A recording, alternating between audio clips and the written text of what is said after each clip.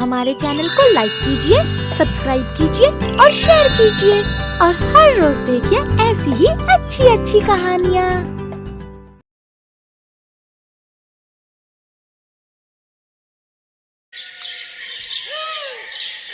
अरे नैतिक, तू यहाँ क्यों पढ़ रहा है? क्या करूं दोस्त, घर की बिजली कट गई है।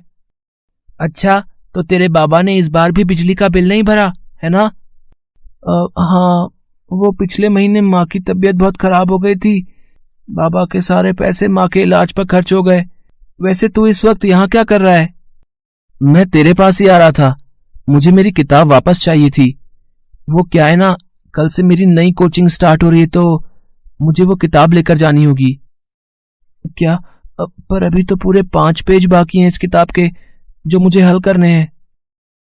अरे यार, पूरी किताब तो तू हल कर ही चुका है।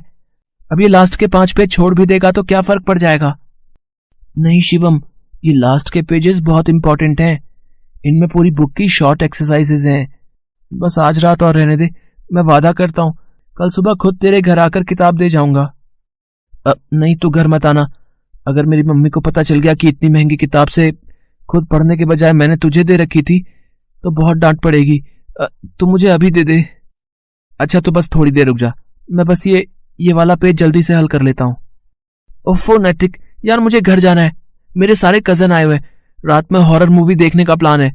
तू ये नाटक छोड़ और मुझे मेरी किताब वापस कर। इतना कहकर नैतिक का दोस्त शिवम खुद ही अपनी किताब वहां से उठा लेता है और अपने घर चला जाता है। नैतिक उस किताब के आखिरी पेज भी हल करना चाहता था, लेकिन वो नहीं कर सका।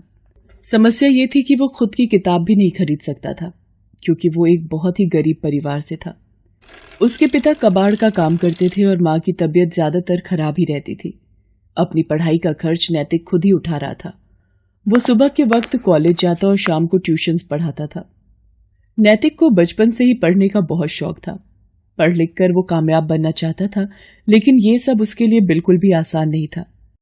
नैतिक, आज बड़ी जल्दी आ गया। क्या हुआ? अपने घर की तरह सड़क की लाइट भी चली गई क्या? नहीं बाबा, पर वो किताब चली गई। मेरा मतलब है शिवम अपनी किताब वापस ले गया। नैतिक का उदास चेहरा देखकर उसके माता पिता भी उदास हो गए, लेकिन वो उसके लिए कुछ नहीं कर सकते थे और ये बात नैतिक भी जानता था। फिर अगले दिन नैतिक बस कॉलेज के लिए निकलने ही वाला था, लेकिन तभी अचानक कुछ देखकर रुक गया।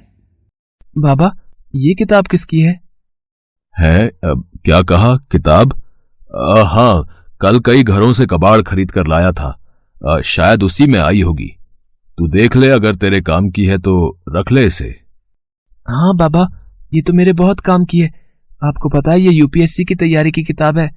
मतलब इसको पढ़ के मैं कलेक्टर बन सकता हूँ। क्या कहा? कलेक्टर? बिटुआ, तू एक कबाड़ी का बेटा है। इतने बड़े सपने मत देख। नहीं बाबा, मैंने एक किताब में पढ़ा था, सपने उन्हीं के पूरे होते हैं जो उन्हें सोती आंखों से नहीं बल्कि जागती आंखों से देखते हैं। इसके अलावा और कुछ मायने नहीं रखता। इतना कहकर नैतिक ने उस किताब को अपने बैग में रख लिया और वो कॉलेज के लिए निकल गया। यस, तो आप लोगों के पास 10 मिनट का वक्त है इस क्वेश्चन को सॉल्व करने के लिए। ओके?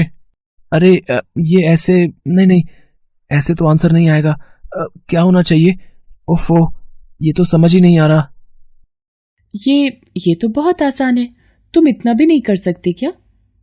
नैतिक ने फौरन पलट कर देखा, लेकिन वहां कोई भी नहीं था। बाकी स्टूडेंट्स अपना काम कर रहे थे और प्रोफेसर भी उससे काफी दूर थे। शायद मेरा वहम था। हाँ, तो इसे अंडर रूट करो, तभी आएगा आंसर। अरे हाँ। नैतिक फौरन उसी तरीके से सवाल को हल कर देता है। अरे वाह नैतिक, तुमने तो बड़ी जल्दी सॉल्व कर दिया। Very good. तारीफ पाकर नैतिक को अच्छा लगा, लेकिन अभी भी उसे ये समझ नहीं आ रहा था कि आखिर वो आवाज किसकी थी जिसने उसकी मदद की। फिर कुछ देर बाद, काव्या, एक बात बताओ, जब तुम्हें वो सोल्यूशन आता था तो तुमने खुद क्यों नहीं किया सबसे पहले? मेरी हेल्प क्यों की? क्या कह रहे हो नैतिक? मैंने कब तुम्हारी हेल्प की? सच तो यह है कि सर के समझाने के बाद भी मुझे अब तक कुछ समझ नहीं आया है। काव्या वही लड़की थी जो क्लास में नैतिक के ठीक पीछे बैठी थी। नैतिक को लगा कि वो आवाज उसी की थी, लेकिन ऐसा तो था ही नहीं। नैतिक सारा दिन इसी उलझन में रहा।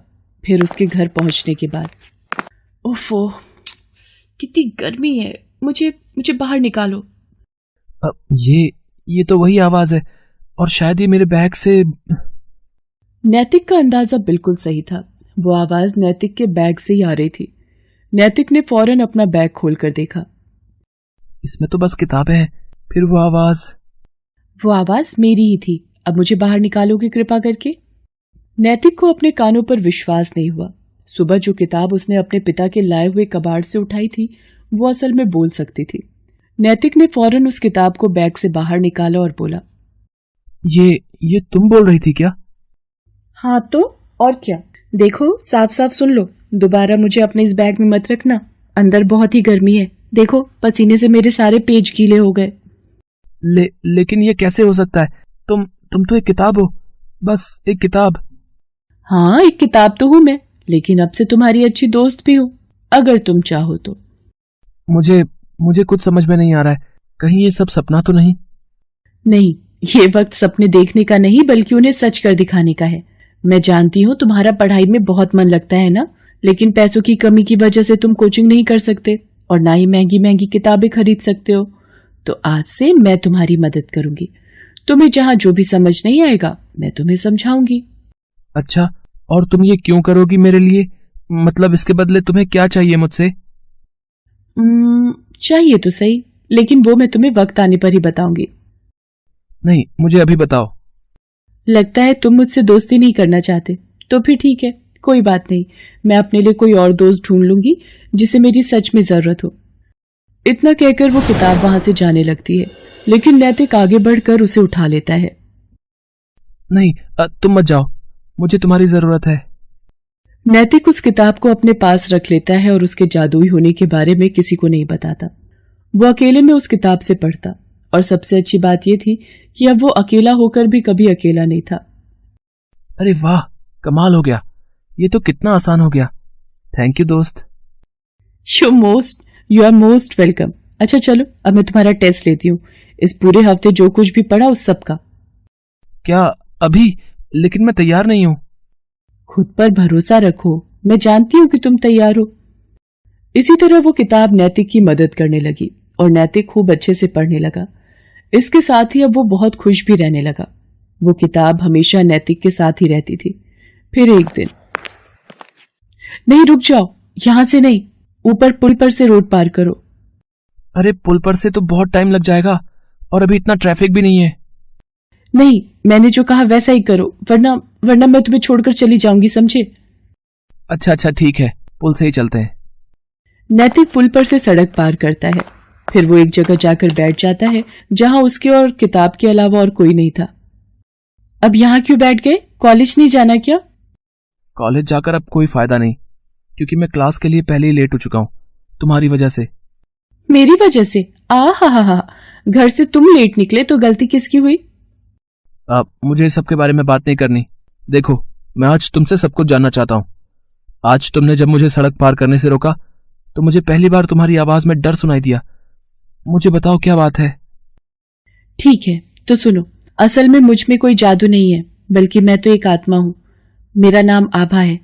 जब मैं जिंदा थी तब मुझे भी तुम्हारी तरह पढ़ने का बहुत शौक था, और मेरा परिवार भी तुम्हारी तरह ही गरीब था। लेकिन फिर भी मैं पढ़ लिख कर एक IAS ऑफिसर बनना चाहती थी। माँ देखो, आखिरकार मुझे किताब मिली गई, लेकिन लाइब्रेरी से बस कुछ ही दिनों के लिए मिली है। तो अब से प्लीज मुझे बिल्कुल भी डिस्टर्ब मत करना। हाँ ठीक है, लेकिन उससे पहले हाईवे वाले मंदिर चली जा। वहां भंडारा है, तो जाकर सबके लिए वहां से खाना ले आ। इस बहाने एक दिन का राशन ही बच जाएगा। ठीक है माँ, और ऐसा करती हूँ, ये किताब भी ले जाती हूँ। जब तक मेरी बारी आएगी तब तक थोड़ा बहुत पढ़ ही लूंगी। मैं घर से निकल गई, लेकिन रास्ते में हाईवे पार करते हुए एक गाड़ी ने मुझे कुचल दिया। मेरी लाश कई घंटे तक हाईवे पर पड़ी रही, और मेरी आत्मा वो मेरी इस किताब में समा गई। तब से मैं भटक रही हूं, किसी ऐसे की तलाश में जो मेरे सपने को पूरा कर सके और फिर मुझे मुक्ति मिल सके। ओह, बहुत बुरा हुआ तुम्हारे साथ। तो इसका मतलब तुम मेरी मदद। हाँ नैतिक, तुम्हें देखते ही मैं समझ गई थी कि तुम ही मेरी मुक्ति का जरिया बन सकते हो। तुम बहुत अच्छा कर रहे हो। मुझे पूरा भरोसा है कि तुम UPSC आराम से क्लियर कर सकते हो और सब कुछ बदल सकते हो। इसके बाद नैतिक पढ़ाई में और भी मेहनत करने लगा। और पूरी उम्मीद के साथ यूपीएससी का एग्जाम देता है। फिर आखिरकार नैतिक वो कर दिखाता है जिसकी उम्मीद उस किताब के अलावा किसी और को नहीं थी। क्या बात है नैतिक, तुमने इतनी अच्छी रैंक ली है, तुम IAS अधिकारी बनने वाले हो। अब तो सब कुछ बदल जाएगा, लेकिन फिर भी तुम खुश नहीं लग रहे। कैसे खुश रह सकता हूं? अब तुम जो चली जाओगी ना मुझे छोड़कर। मुझे तो जाना ही था नैतिक, और ये सब तुम्हारी मदद के बिना नहीं हो पाता। Thank you so much. याद रखना नैतिक, भले ही आज के बाद ये किताब तुमसे बातें ना कर पाए, लेकिन ये तुम्हारी दोस्त हमेशा रहेगी। नैतिक आंखों में आंसू लिए उस किताब को सीने से लगा लेता है। इसके बाद उस किताब ने फिर कभी नैतिक से बात नहीं की, क्योंकि अब वो बस एक साधारण किताब थी। लेकिन जल्द ही नैतिक ने उस किताब में जान फूंकने का तरीका ढूंढ लिया। उस किताब को अपने जैसी दूसरी कई जरूरतमंदों की मदद का जरिया बनाकर।